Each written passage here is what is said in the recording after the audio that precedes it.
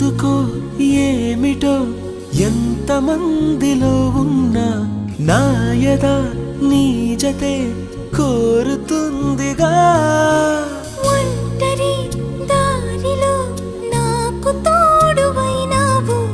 ఎన్నడూ నీడగా వెంట ఉండవా అరే కలలే నిజమైనాయి కనులే ఒకటై కలిపేస్తూ నీ చేయి